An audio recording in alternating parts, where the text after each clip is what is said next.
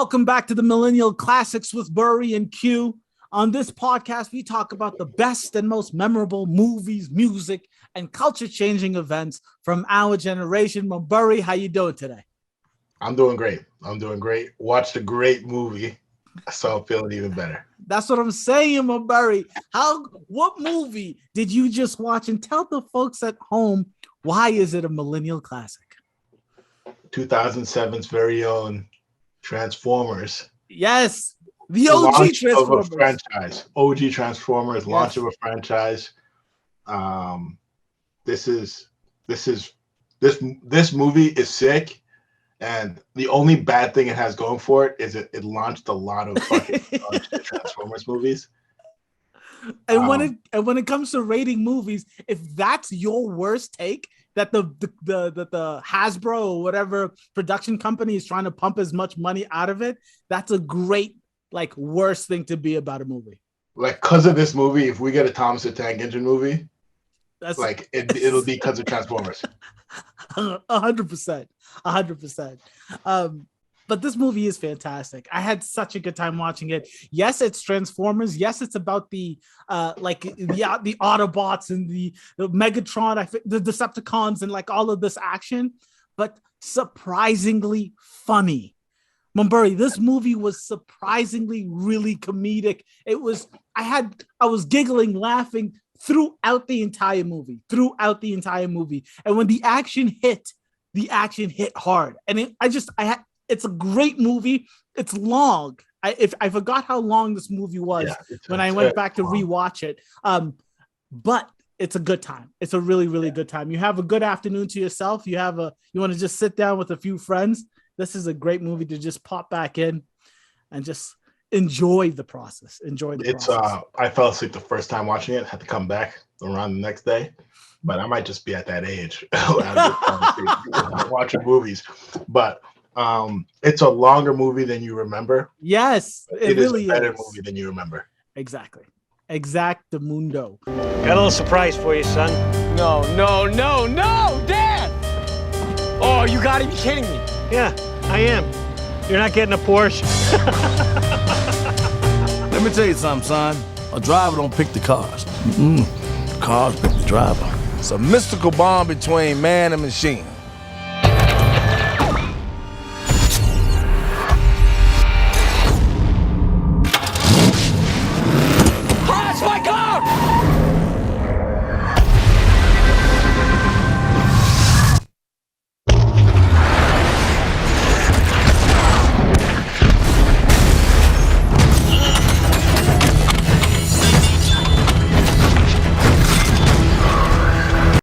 So let's just jump into the pod, and I'm going to take you guys back into the Millennial Time Machine to tell you what was happening at the time of the release of Transformers. Like Mumbury said, it came out in 2007, specifically July 3rd. It was a summer blockbuster, and it did do big things that summer.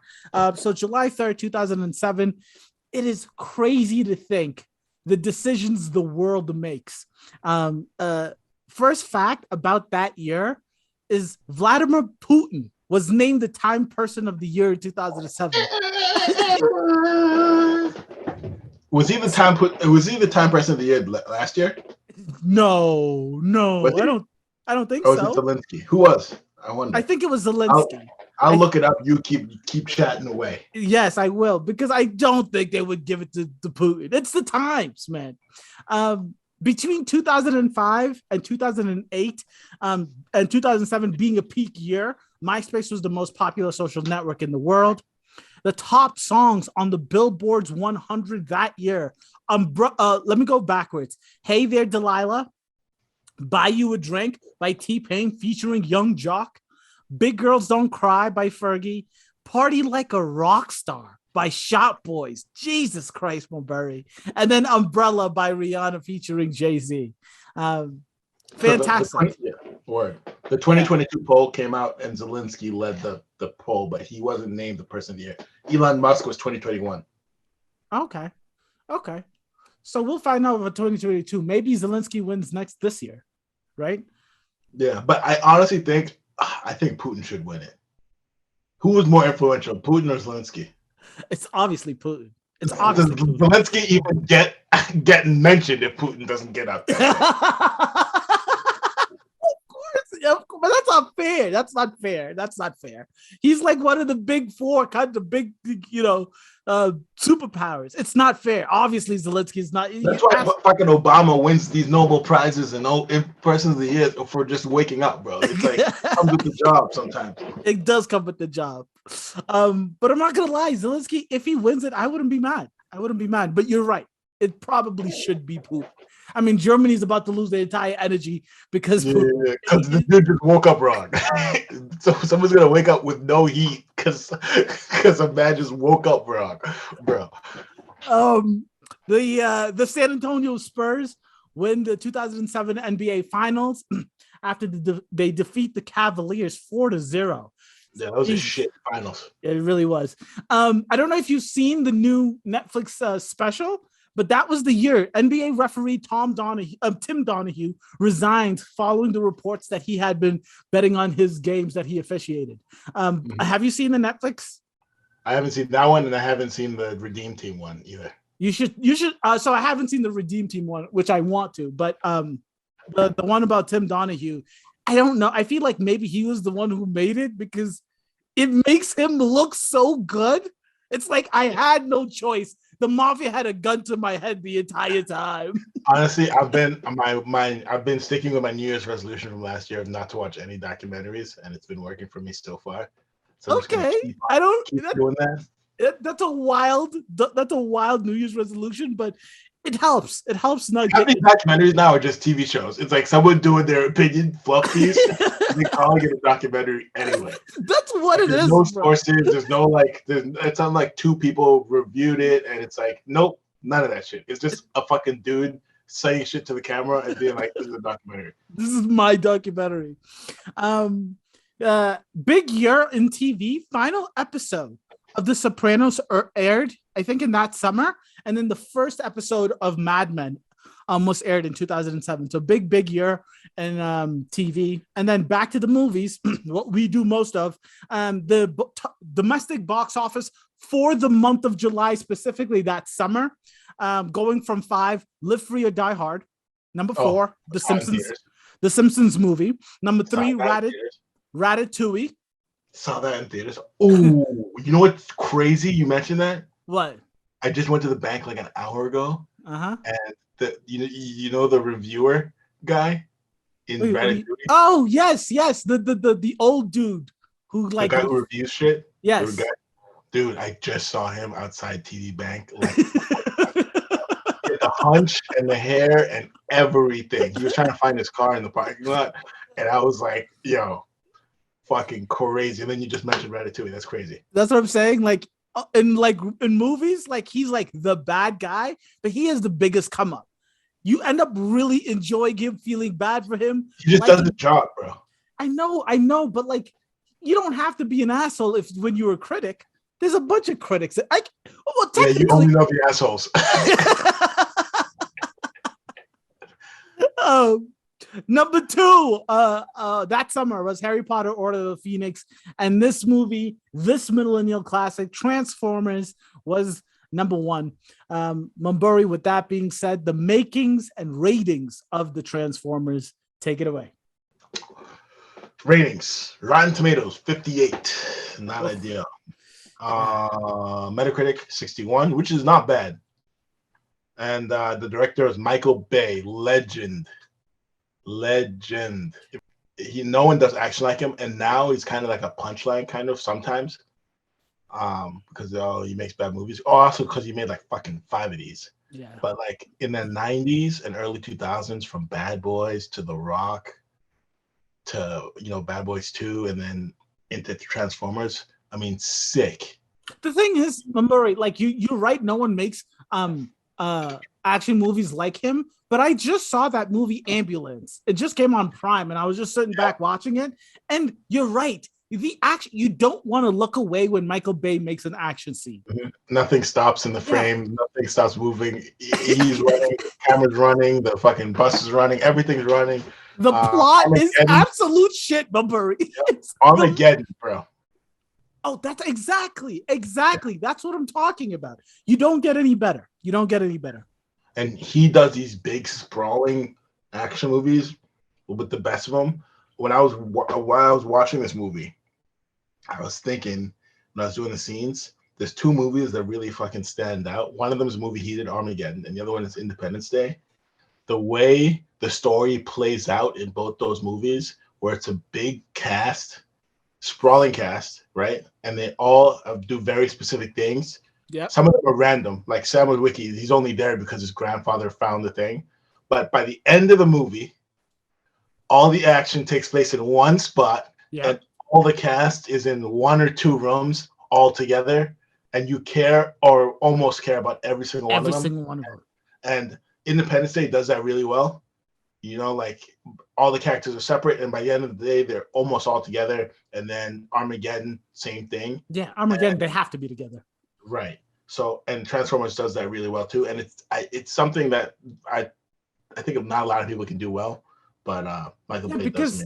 And like I don't know if you saw the final episode of She-Hulk and how like they just try to smash everything together in all of these big bad superhero movies and TV shows, and it always seems really ridiculous. Like there's no reason for that character to be here. That doesn't logically make any sense for this to happen. But Michael Bay, as like thinly veiled as the plots go and the reasons for why people do what they do, it makes sense. And like you said, the most important thing, Mumbury, you care about these insignificant characters. It's very good. Yeah, we'll talk. Well, when we get into it. But Anthony Anderson just showing up and then him ending up in a room with the Secretary of Defense. It's like fighting a robot while doing Morse code. I mean, that's the kind of shit that it's fun. It's all fun stuff. It really is. So the budget for this movie, because Michael Bay don't skimp. No, he doesn't. 150 to 200. Steven Spielberg produced this movie, and he implored Michael Bay to use practical effects and not a lot of CGI. So on the highway scene, when that bus is getting sawed in two by a Decepticon, they actually blew up a bus on the goddamn highway. Of course they did. It's Michael goddamn Bay. Yep. Box office smash hit. Yep. Smash hit.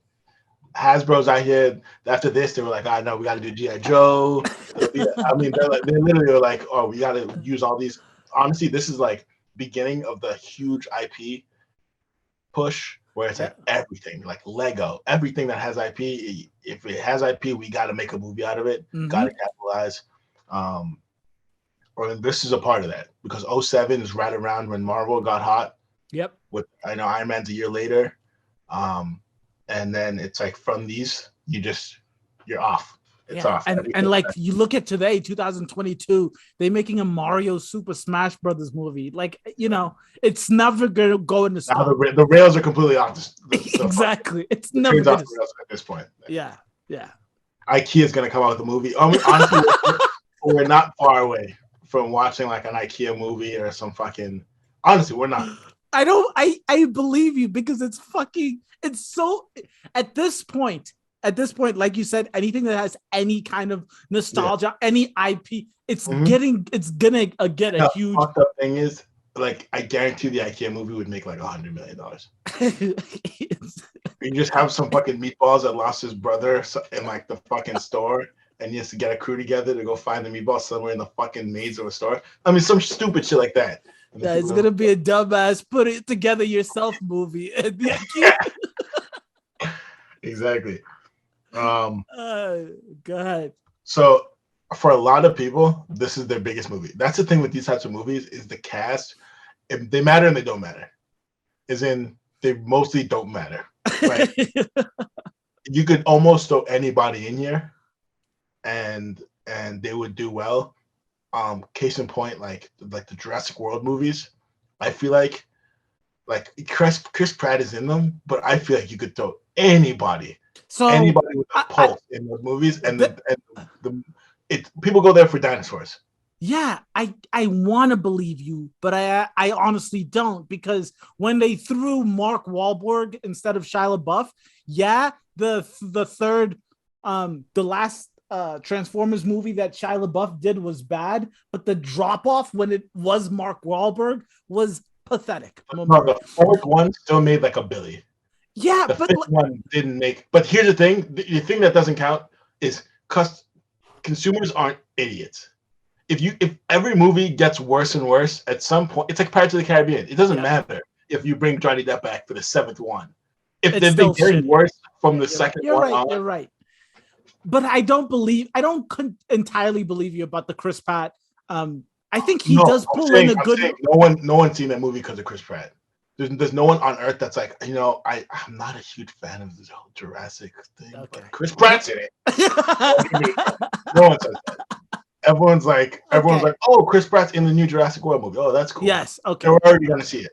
If you put Samuel Jackson in there, if you put Samuel Denzel's kid, whatever, put anyone in there, and it'll still fucking go. Make about the same. No, I hear you. I believe. Do you know anyone else in that movie? Yeah, the girl with the red hair. Fuck, I know her. I know her name. What did she do before that? She did the Jurassic Park prior. That's my point. Ay. Bryce Dallas Howard's her name. What's her name? Bryce Dallas Howard. Okay, good. Yes. She's Ron Howard's daughter. Oh, wow. Yeah. Okay. Oh, yeah. So, like I said, this is the base movie for a lot of people in this movie. Mm-hmm. Shia LaBeouf, Josh Duhamel, Megan Fox. You don't believe this is Shia LaBeouf's biggest movie? Yeah, well, what else would it be? Ugh. This is literally like $1 billion franchise that he's the head of. I mean, how many? You think he has another $1 billion franchise tucked away somewhere?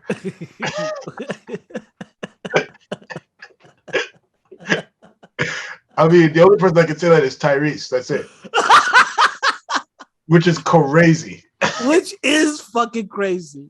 Wait, what's his other $1 billion? What, Morbius? What else did he? Oh, Fast and Furious. I'm sorry. How can I be disrespectful?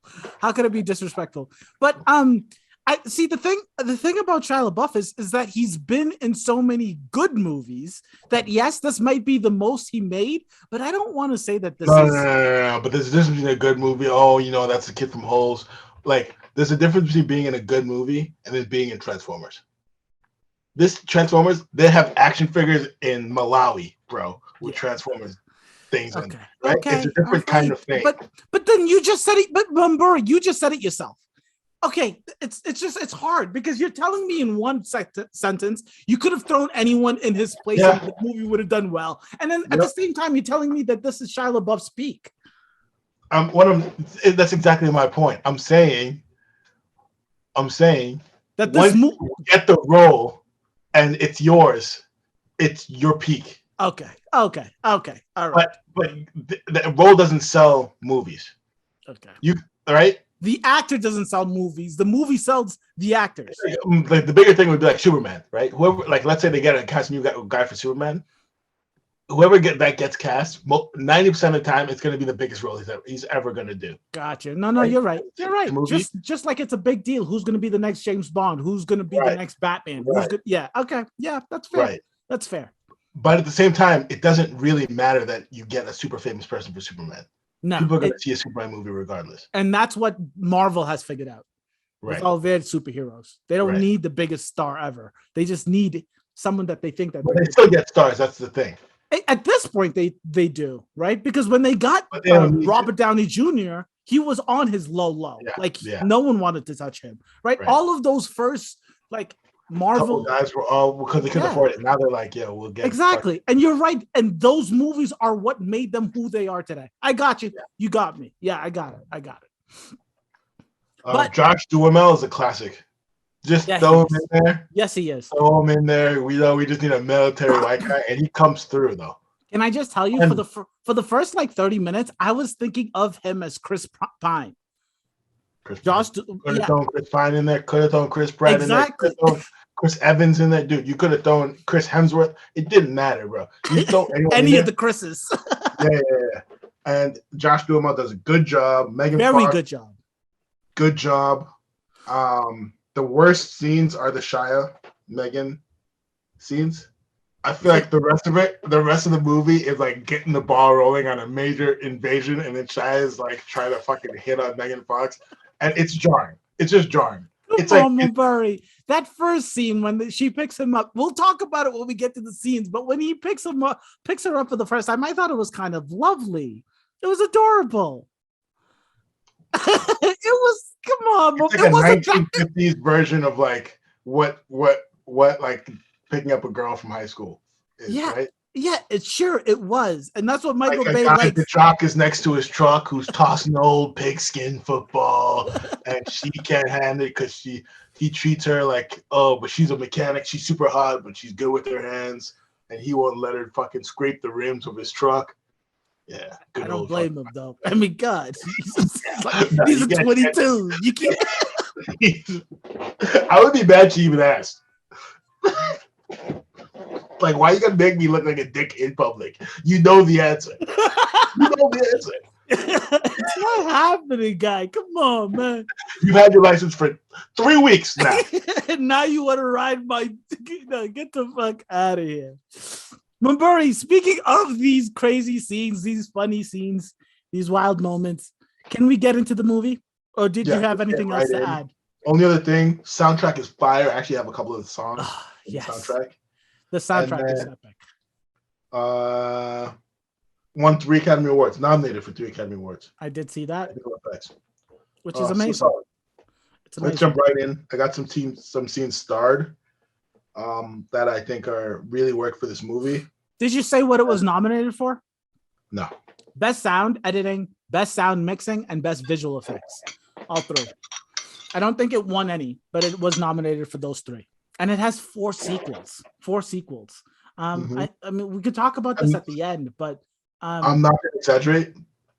The consistency of this franchise to get worse on every movie is honestly breathtaking. It's the most impressive thing about it. But what about what did you guarantee that the next movie will be worse than the one that came before, and it is like, oh my, it's like consistent. It's like a bucket. Yeah. But what did you think of the last sequel, the Bumblebee movie, when they brought it down to earth a little bit more, and the world didn't become a fucking metal, like I don't even count that one in this main thing because it's kind of like a spin-off. They were like, yo, okay. you're gonna get a tiny budget. Yep. You're gonna have to do like a way smaller scale, and it's entirely new cast. There's no country. Yep. And it's a different cast, and it actually worked. It did. It's the Transformers movie. Yeah. So that's the only one that didn't get significantly worse in that downtrend, but at the same time, it is completely different. They're like, we need to do something else. Yeah. Because it's getting so shitty. Speaking of the prime of all of these Transformers movies. You throwing Prime in there? Just fucking, did you just throw Prime in there? Of course I did. It's Optimus, baby. He's honestly, we'll talk about him. Talk about the scenes. You said you have a few starred, you have a few that you like. Let's go down your favorite list. Before we get started, you mentioned Optimus. In real life, tell me Stephen A. Smith wouldn't go on a rant about how Optimus is a bad leader. About how he's not getting it done. About how he always leaves it wide open for the Decepticons. I mean... 100% he would, and Skip Bayless would say how much he chokes at the end, because I don't think in any single one of the Transformers movies does Optimus one-on-one beat Megatron. It's always someone helping him, someone coming last minute, one of the other bad guys. Like, I don't know if you remember the other movies, but Optimus never beats Megatron one-on-one. Ever. Skip Bayless would be like, yo, Optimus can't win a ring because he wasn't loved by his dad or something. No, Skip would straight call Optimus the choke artist forever. No, what is he gonna call him? Like he'll call him like OP4. I'm not even gonna say his name. They come up with the craziest. You know, when he called Kawhi number 2 for like 2 years. Oh my god! All right, let's hop right into the scenes. Please. So this is a star scene. This is an Independence Day scene. I mean, this is right from the Independence Day playbook. You start it with a bang, an attack on a military base. Yep. And the action's great. you kind of figuring out what's going on, and it just jumpstarts the movie from the top. There's no slow build up, nothing. And ladies and gentlemen, we have to make this very clear. The Transformers movie, this $200 million movie, starts with Tyrese's face. This is the intro to the movie. It's Tyrese. And when I was telling you earlier about how funny this movie is, it is that beginning prior to the like main attack when they're getting out of the helicopter. It's so funny, that entire conversation, the guy who's speaking Spanish, we get some Boston pride in there. My boy talk about his hot dog and the perfect beer in Fenway Park or whatever. I'm like, no one, also, that's one of the, sorry to interrupt, but no one ever talks like that in real life. That's just only movies. Like, only war movies are people like, yeah, you know what I would kill for an ice cold Budweiser and a nice park bench with my girl with the sun shining perfect. No one fucking says shit like that. Especially when they talk about Boston. It's always when they talk about Boston. Maburi and I grew up in that the Massachusetts. No one talks like that. Zero human beings talk like that. It's ridiculous. But it's a very exciting start to the movie. I really do like it. There's not much to it. They do get attacked. And I don't know. I think they make some smart decisions. People freaking out. You don't know. You've never seen a robot like that into your entire life. It all makes sense. I enjoyed it. Right into this isn't a star scene, but I gotta shout out my guy, R.I.P. Bernie Mac, Bobby Bolivia. Oh shit! Don't worry, this isn't a star scene, by the way. This Bobby Bolivia. Yes. He's trying to sell they pull into the Porsche dealership, and he's like, oh my god, I gotta save that one for my kid because that is a goat move. But see, the thing is with that, you get that. See, that's the thing. I don't know if that's white privilege or rich privilege or some shit, but you have to have a certain amount of money that your kid could believe.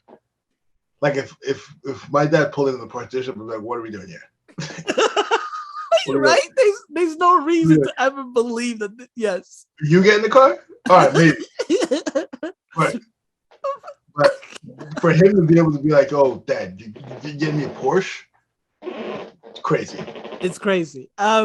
I love the scene, Maburi, and I know you just said it's not a star scene, but I have to disagree with you on that. And again, I'm going to come back to it, and I'm going to come back to it throughout this review. The comedy is comedy gold. It is comedy gold, especially when Bernie Mac gets in there. I have 3 quotes from this scene alone. First of all, I have to say, I always tell you when I like people's names, Witwicky is a fantastic name. Did you watch any of the Transformers when you were younger? Is that like like from the comics or whatever? I think it's from the comics, but I remember watching the animation when I was a kid, and I just remember they had animated scooters, and it was like they were like the little guys, but you think is Sam Witwicky is all I'm saying is it's a fantastic name. I don't know if it was from the movie or it's from the actual source material, but I love that name, Witwicky. That's number one. And so that Witwicky family motto, no sacrifice, no victory, it comes back at the end of the movie. They talk about that when they're going to buy their car. Bernie Mac's quotes during this scene, "Don't go Ricky Ricardo on me." The way he yells at his grandmother, it is the craziest thing. And then last but not least is when he's telling Manny to come knock out the thing with the hammer because what'd you say? Knock out the hammer shit was hilarious. Yeah, he says, hey Manny, get out of the clown costume, grab your hammer, and come bang this baby. Come bang this baby out. It is a beautiful scene. He's so good in that scene. Rest in peace, Bernie Mac, because it was comedy gold. The second he gets there, Uncle Bobby B, baby, Uncle Bobby B. Honestly, Bobby Bolivia is a top 5 name of all time. Exactly. They knock it out of the park with the names in this one. Next scene, John Voight, my guy John Voight, fresh off being the dad in Ben Gates' dad. Oh, from National Treasure. National Treasure. Benjamin Franklin's dad. got an upgrade from Secretary of Defense in this movie. Yep. Yeah. Does it okay. This is the under attack speech. I don't think these speeches ever miss. If the nation is under attack and you just have someone of note, of in a position of power, come out and say some shit like this is it. Yeah, I think it always bangs. I think that always bangs 100%. It's hard to fuck it up. Yeah. It's very, very hard to fuck it up. And that's also right from Independence Day. Like we're under attack. Get it together, boys. Yeah. Next scenes. This is a star scene because these are one of those scenes where you completely forget. Like when you're rewatching it, you're like, oh, wait, they attack Air Force One. They infiltrate Air Force One, and then they hack the NSA.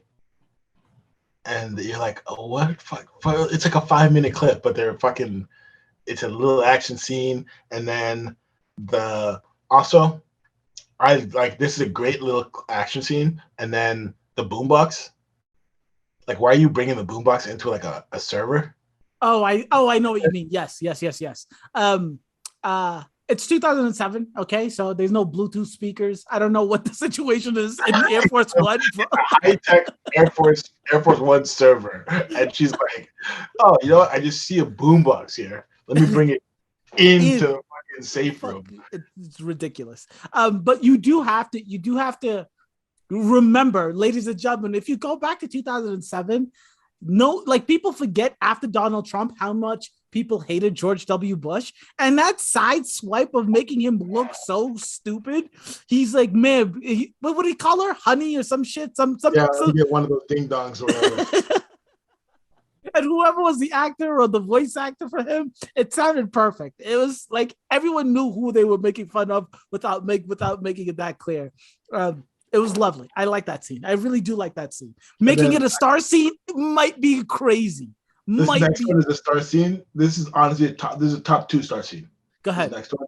And I wish we just had a movie almost like this, when the Scorpion tracks the guys in the desert when they hit that town and they're trying to do a phone call. There is a bit of comedy here, like trying to with the phone and connecting and the whole. I mean that joke had been made in the late 2000s. The whole call center Indian joke been made a ton, but it was still hot in 07. I know you said it was still hot in 07. I was giggling watching the movie. You're like, bring this shit back now, bro. No, because the comedy in that scene is, yes, it's the Indian person making the phone call, and that's what everyone thinks is happening. But the comedy of that scene is, it doesn't matter how much you yell and scream. It doesn't matter what the fuck is happening in your life. The folks on the phone, those people are going to take their sweet time. And that's why it's comedy gold. It works every time. It's the truth. It's the frustration that everyone has been through. Do you think active military personnel, like these kind of guys, would have credit cards with them on the field with their names? Absolutely not. Absolutely not. But fucking all these. but the truth, Murray, is I love when Tyrese was left cheek. I'm like, I love this little battle. It's one of those things where it's like, if you look closely enough, it looks like they're getting their ass fucking kicked for literally the entire time. And like, all you see is soldiers get flown out, and you're like, what? There are only like 10 of these guys? How is this thing just fucking flying around, killing everyone for like 5 minutes straight while this dude's on collect call, and then they get back and the whole team's still there? They're missing 2 guys. They were 10 of the guys, but at that little village, they were guns and shit, and like that's why I don't know if it was the other, like the People's Afghanistan's military base, wherever they were, but that's where the kid was walking them up to, if you listen to them carefully. Before you move on from the scene, the AC-130 gunship, bring on the oh my god, like Michael Bay is so good at that, like 10-15 seconds of making you like that. That military propaganda is beautiful. It's like he's the best at it. Propaganda, Army propaganda. He's the best at it. He's the best at it, bro. I was like, this gives me Top Gun vibes. This gives me like real hardcore. But bring on the what did you say? What is it called? It's like bring on the. That's what he says. Bring on the boom. Is that what he says? In the bring movie? on the boom and those guns. You just the sound effects of those guns going off. It's beautiful. It's beautiful. 105mm rounds. Yeah.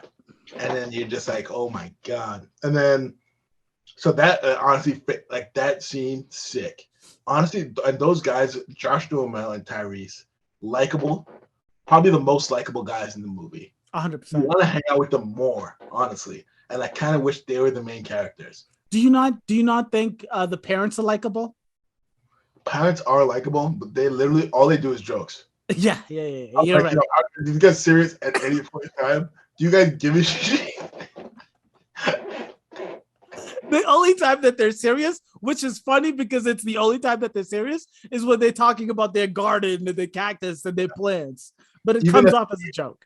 Even at the police station, the dad is like backing up his fucking son with a 2-man act. I don't even know what's going on. But Murray, I have a quote for. I know that scene was prior to the Back to the Desert, so let me just tell you when Shia LaBeouf, Sam Witwicky, goes to the cops after his car gets stolen. I love that cop. I don't know his name. I should have looked up. Huh?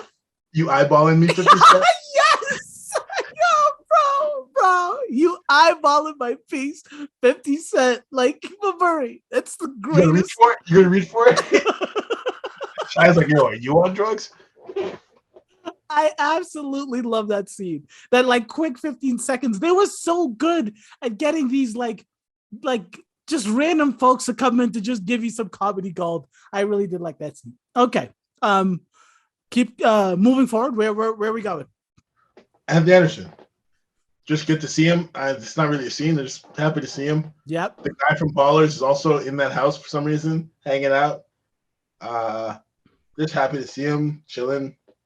So I'm just scrolling here because I feel like you skipped a little bit here. Oh, okay. So this is if I did everything in this movie would be this would be a 3-hour podcast. I know. So you're saying once she goes to his house, you're talking about that entire scene. You just enjoyed seeing it. You're not calling it. There's no scene in particular. If you want me to bring up the scene, it'd be the interrogation scene a bit later. Exactly. Okay. All right. Donut, and then they're like, yeah, this is an interrogation tactic.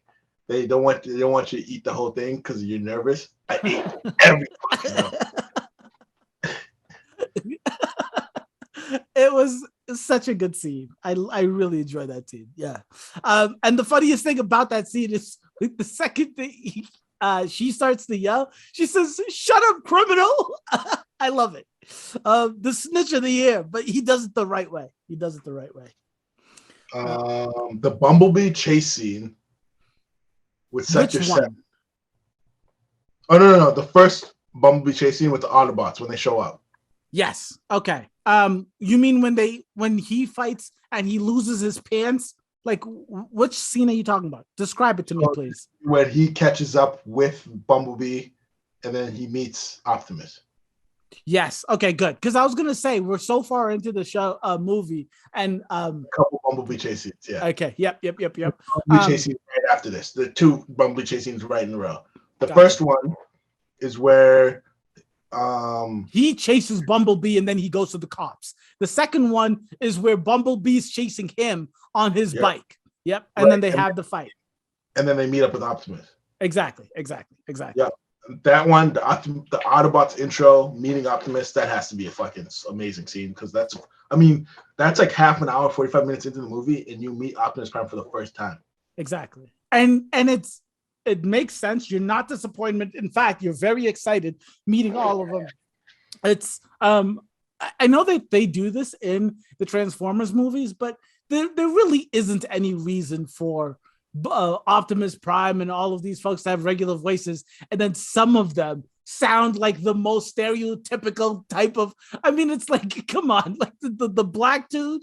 It's like Star Wars. It's like Star Wars, where the Trade Federation sound like Asians. You're like, all right, come on, guy. Exactly. It's Trade Federation of Chinese merchants. You're doing this.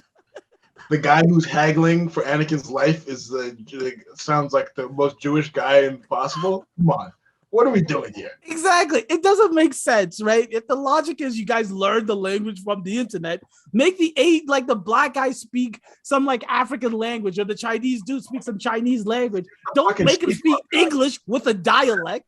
Get a black guy that speaks. Get the State Farm guy. You don't have to get fucking. No, but they're robots, Murray. They're robots. You're not gonna tell if they're black if they talk normally. All I'm saying is, wait, why do you need to know if they're black? You don't. My point is, you don't. If you, just get the State Farm guy. Exactly. But I do like that scene. It's very good. It is very, very good. The fight is okay. I didn't think it was that exciting. The Bumblebee fight, but after their drive back from the fight to meeting the Autobots, when he transforms from the old beat up car to the new Camaro, amazing scene. I love that scene. One of my favorite scenes. It's like the most epic thing ever. One of the quotes in that scene after Bumblebee makes a fight and he asks Megan Fox, when 50 years from now, don't you want to say that you had the guts to get into the car? Love that quote. It's like, let's get this party started. You say something that's slick. And also, this almost made you want to get a Camaro. Yes. Almost. No, Barry. Don't say almost. There's millions of folks that bought a Camaro because of this movie. They bought a Camaro because their bank wouldn't let them buy a Mustang. They're like, we can't give you the money for a Mustang. You're insurance. But what we will do, we'll get you with a brand new Camaro. How does that sound? Yes. But this movie had to have done some amazing things for Camaros all over the world. The next scene, Sector 7 shows up. My guy John Turturro, leading Sector 7. Murray, this is my like under I the knew like what you were talking about. Yeah, when you were like a main guy who's not a main character. Yeah, he makes this movie. Agent Simmons is the perfect Sector 7 agent. He's the perfect Sector 7 agent. I tell you, this is most unlikable in the first movie. In my movie 2 and 3, he's hitting his stride. He's really likable. But yeah, knocks out of the park. He's so good in this. In like everything that he does, like moving forward, is just it's good. It's really good. I love him. Then Optimus Prime shows up to save him. Yeah. And then for some reason, Bumblebee gets caught with like some bullshit net rope type thing that makes you think of like, when you're like hunter gatherers or catching fucking,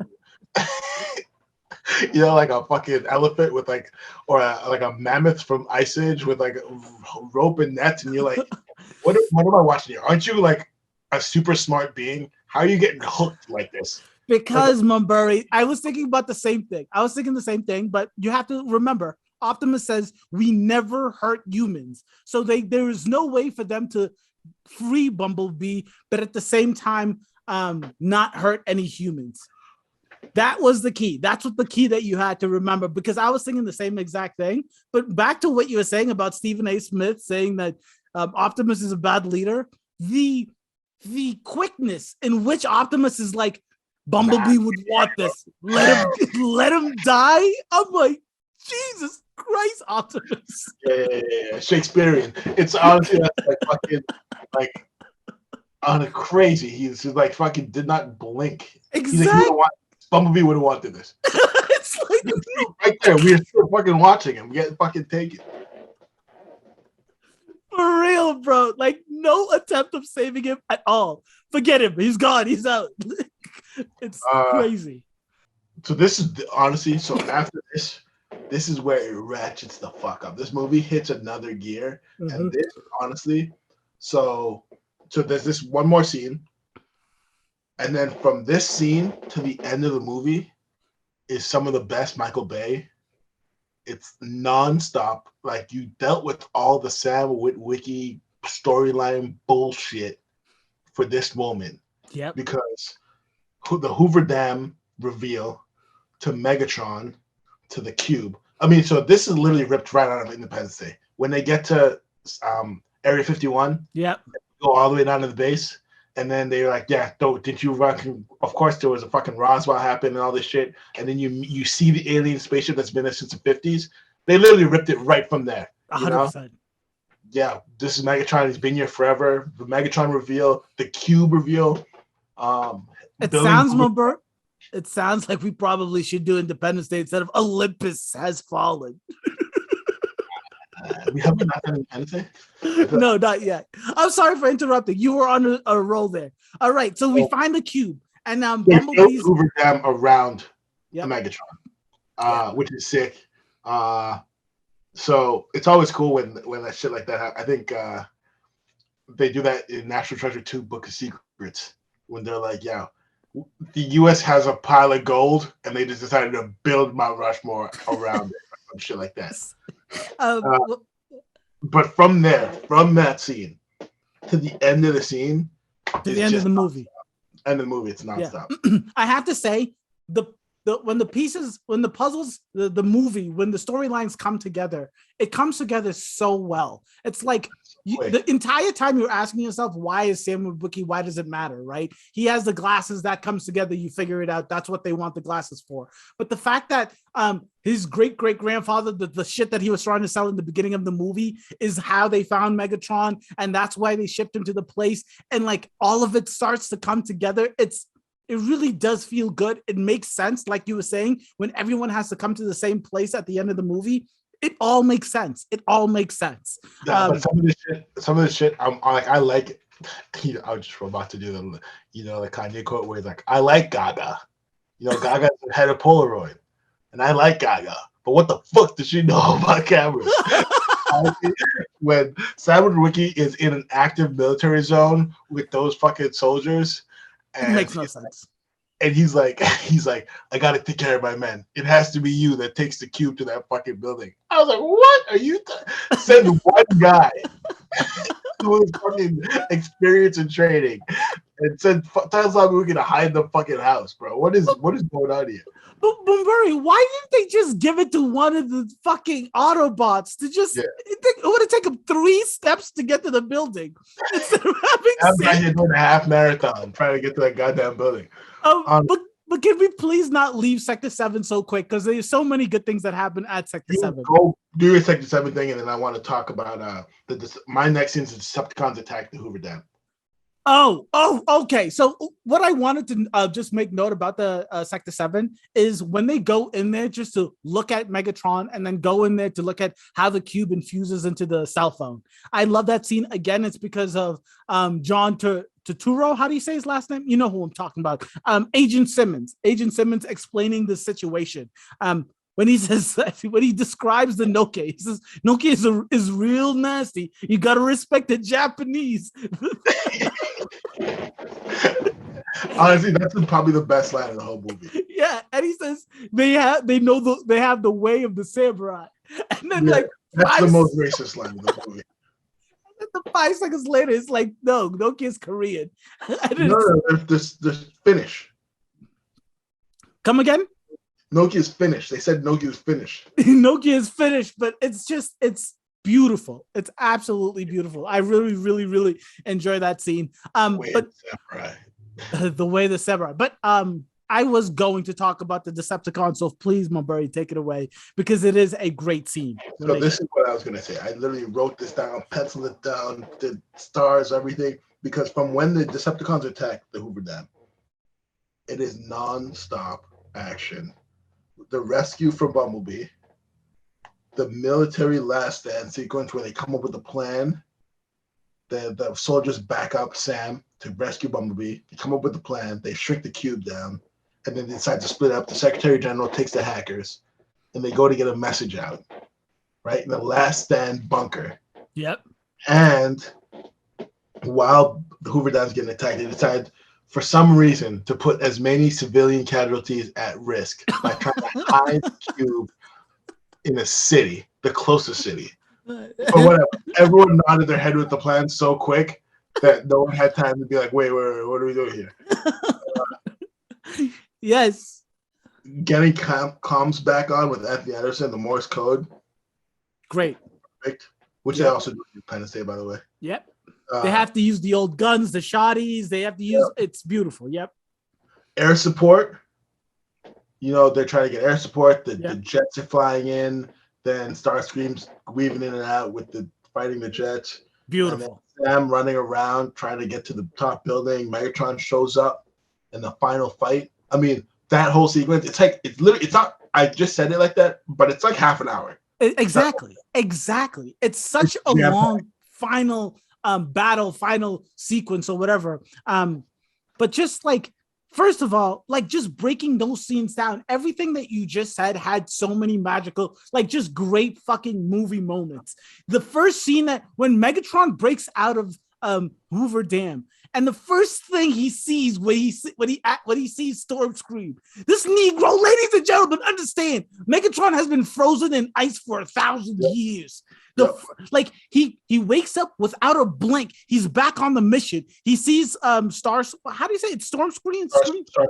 Starscream. And like the first thing he says to him is, "You failed me yet again, Starscream." It's beautiful. I just love that. Bad guys, no bullshit. Let's go do what we need to do to get shit done.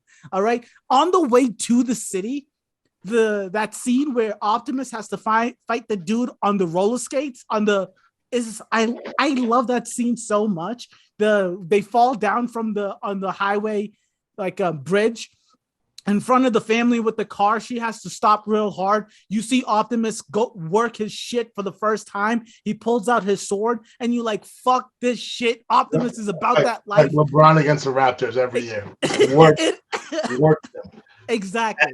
And you're skipping over the smooth ass scene where Bumblebee is moving with Sector 7. They were moving in the line convoy. They passed the Autobots on the, like there's one road coming in and out of like I've never had that. I've never had that happen in my life where I'm on one road and someone I know is going the other way. Never happened in my life. Motherfuckers fucking pass each other, and then they just do a fucking every single one of them 180 slide. It's beautiful, beautiful. It's such a good scene. And then when they get to the city, all hell breaks loose. But remember, I always give credit to movies that do their, what is it called when you have like the Pepsis in there? Oh, like, the product placement. Yeah, I always give credit when people do smart product placement. And that scene where he drops the cube and the Mountain Dew machine and the Xbox and the Cadillac turn into Decepticons is amazing product placement. That's how you do product. Come again? Michael is the best at that. Yes, he's so good at that kind of product placement. They got a huge deal with. It gets egregious later on. I think the Mark Wahlberg movie, they just drive through a fucking Budweiser truck. And the camera just stares at fucking Budweiser cans for like 10 seconds. And you're like, all right, guys, come on, we get it. They do get real bad. But in the beginning, it starts out so well. One of my favorite scenes, I know it's that slow motion scene in the city when the Decepticons are starting to fight the Autobots. I think it was in every single one of the trailers. If I could put a picture up for those watching on the YouTube, I'm going to show you guys. But it's that scene that one of the Autobots is driving and he shoots the gun on the floor to jump over this lady, and she's screaming, and the slow motion is just her face. That's when I say Michael Bay does action like nobody else. It's such a perfect scene. You hear her screaming, you see the crazy ass action, and it ends with like the 3 Autobots killing that one Decepticon. It is such good action. And just big note for the Transformers movies. This is the first and last movie you can tell the difference between the good robots and the bad robots. Everything else after this, it's like once the action starts, as long as you can see a few humans. Like shit. Yeah. And dinosaurs and all this stuff, you're just like, I don't know what's going on here. I don't know what's going on here. I am just paid the money for the ticket. I'm gonna get fucking 2 hours in, and that's it. Exactly. And then last thing about this is the ending scene. I know I just talked shit about how Optimus always loses to Megatron, but that fight, even like before Sam gets in there, that last fight, the fight where Optimus lands there first and Megatron does that big clap gun, you know what I'm talking about? Where he claps his hands and that gun is like super big and it shoots him through the building. It's perfect. Megatron turns into his jet halfway and Optimus jumps and grabs him. It's like this is some real dope ass action. Put humans in harm. He's fucking perfectly fine grabbing onto a fucking jet in the middle of the city and taking out about 2-3 buildings on the way. But he won't hurt any CIA to say Bumblebee. Let him go. This is what he wanted. But yeah. What pisses me off all the time about Optimus is like, dog, you have a big ass sword. What's the protocol here? And when you use it? You can only use it to one bad guy in the movie, and then it goes back in the shell. What's going on here? Because there were moments where it's like, yo, Megatron was right for the picking with that sword. Exactly. And I know you mentioned it, but Starscream, and I don't know, maybe this is why the Top Gun movies do so well. And they were like 30 years apart, but the jets, flying jets, action jets is the craziest, dopest thing to watch. And when Starscream is killing those US jets, it's epic to see. It's epic to watch. He's like transforming half. Yeah. We're going to talk about Starscream later. Let's do the MVP, LVP, and then do the remake. Word. So for MVP, listen, I want to say Agent Simmons, but he's in the movie for 20 minutes out of a 2-hour and 40-minute movie. I think it has to be Michael Bay. Oh, you're going to say it's Michael Bay? I think MVP has to be Michael Bay.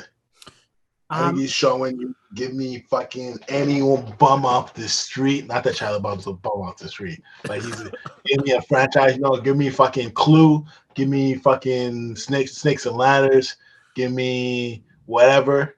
I'll make an action movie out of it. Yeah. I'll fucking knock it out of the park. Yeah. I'll make sure you fucking love it. The beast of a director. Yeah. And I think the LVP, I don't know. I can't give it to anyone. I think listen, it's just hard for me. It's hard for me because, like, honest to God, I really think that Shia LaBeouf did a fantastic job.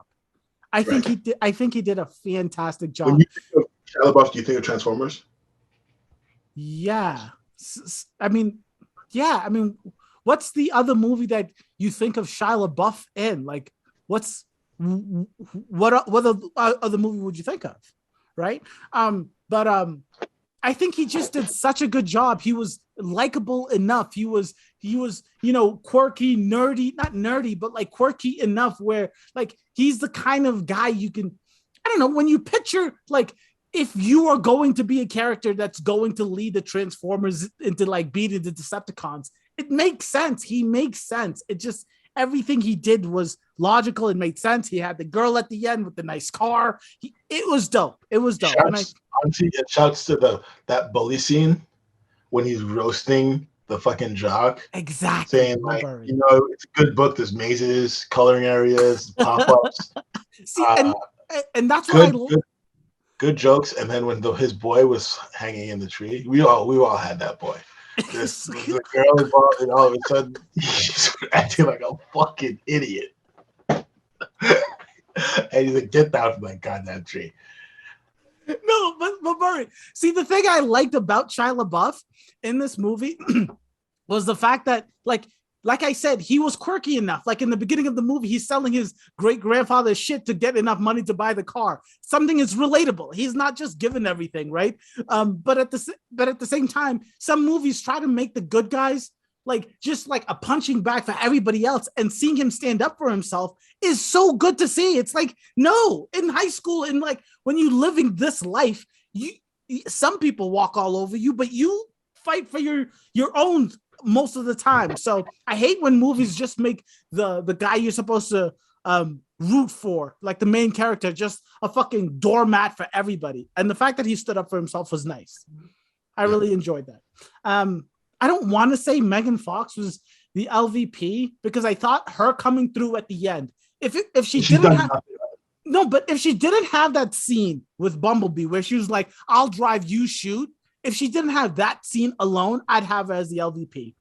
I don't know about me, but if you take my goddamn legs out, just take me home, bro. Don't tell me if I drive out you. You drive out you. I'm like, nah, dog. Can you just drop my ass off in a fucking underground garage, have him scoop me later? What are we doing here? I can't move my legs. What are we doing here? Come on, bro. It's a war scene right now. He's got big ass guns on his arms. If you could move him, he should help. But I say like Megan Fox till the end of that movie was going to get the LVP. But Bumburi, I did want to mention Megan Fox about when he picks her up, she tells him straight up, like, I don't know. I just have this. She doesn't know this dude's name. That entire scene, it was so hard to watch. He doesn't know the name. They've been in the same school since like elementary school or some shit. I don't even know if that's possible. I don't think it's possible. I mean, it's absolutely ridiculous. You have to be the biggest asshole in the world not to notice the other human beings in the room with you. And then she tells him outright, I have a thing for dudes with big big muscles and nice cars. And then at the end of that ride, she looks at Shia LaBeouf and she's like, you think I'm shallow, don't you? I'm like, yes. I think you're shallow. What do you mean, do I think you're shallow? You're the definition of shallow. You just told me you like big guns who are assholes who have nice cars and big muscles. If that's not shallow, I don't know what is. I think everyone does.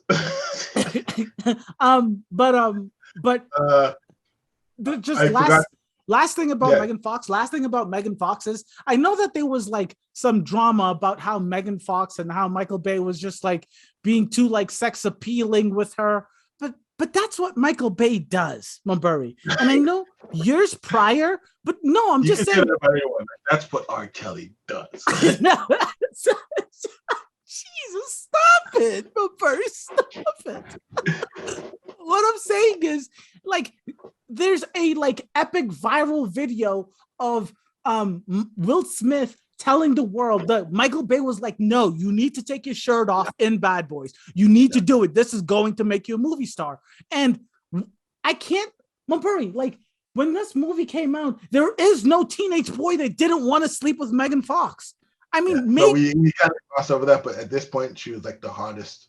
For teenagers, she was the hardest person in the world. Exactly, like bar none. Like there was nothing close. And like I think a huge part of it was because of Michael Bay. I don't know. Yeah, obviously you have to treat the actors and actresses right. And Michael Bay pushing you to make a sexy scene might be for his idea of a movie. Of course, you have to make sure everything's on the up and up. But he did this with Will Smith for a reason. He did it with Megan Fox for a reason. And I think the results. I don't know. If you want to be a movie star and you want to be in a Michael Bay movie and you're a good-looking person, man or female, that's what's going to happen, is what I just wanted to say. I forgot to mention that this was the best-selling DVD of 2007. When DVDs were still doing DVD things. Sold 8.3 million copies in the first week. That's epic. 8.3 million copies. That's unheard. Like, I mean, in 2022, that sounds so insane. 8.2 million DVDs. But yes. Do you know, Mumbury, if any movies these days can get up to like 8.8 million copies bought on any service, any streaming service at all? Now they kind of hide the numbers, right? Because it's weird because things get streamed, so there's nothing, like no one's buying these movies. People will buy them like before they can go on streaming. Okay. So I don't know if it becomes that much, right? Like I don't think they make a couple million off it though. Oh, well. Oh, okay. Okay. I have a remake. And you're discounting the Bumblebee movie. No, I'm including the Bumblebee movie. Okay. All right. So talk me through your remake because I have. Go ahead. Mention Starscream because that's what this movie's called, Starscream. Yes. I think we're ready for a villain Venom type. I think people like that. Mm-hmm. I think what you do is I like the idea of Starscream tired of being under the boot of Megatron. Every time, Megatron's belittling him, and he's been having the time of his life while Megatron's been frozen. He's enjoying himself. He's chilling on Earth, chilling. Yeah. All of a sudden, second in command, another Decepticon comes, talks about trying to free Megatron, trying to find him, all this shit. So now, Starscream's got to take out this dude so he can go back to enjoying himself without being the top dog. I love the premise, bar none. I'm telling you, Starscream is that dude. the human story, a pilot and thief, John Boyega, that Starscream needs help from to fucking find something that'll get rid of this dude. Aquafina, comic relief. Yep. John Boyega's right-hand person. Dave Bautista, military guy, who's trying to take Starscream down. Okay. Paul Giamatti. Of course he's I don't even know what character he's doing. Secretary of Defense. What is he gonna be? Wait, I don't even know who he is. He's Eazy-E's fucking manager in this movie again. The same guy. He does the contracts.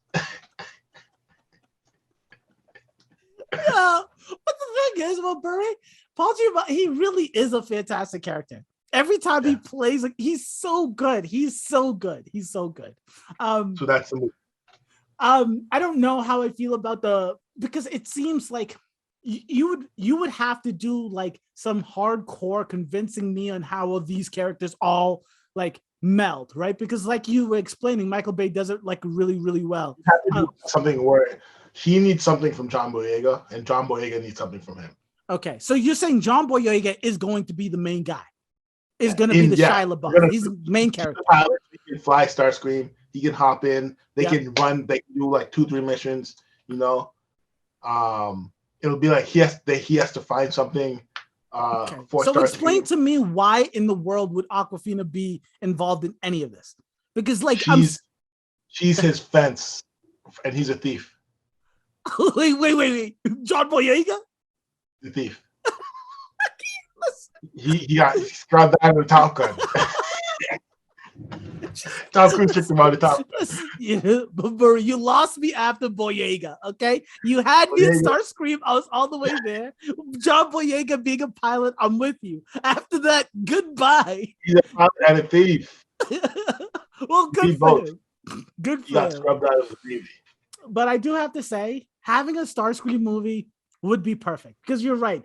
The idea of having these side characters from these huge IPs, like a Venom, like a Morbius, even though that might be a bad example, it's nice to continue to build a world without making everything the end of the world battle. So, like you said in the beginning, that battle with the Scorpion was super fun, was really nice because you knew it was just one thing. It's not a million things happening. And a movie like this, where it's just like Starscream versus like one other Decepticon, and then you can understand where and what's going on with the other people.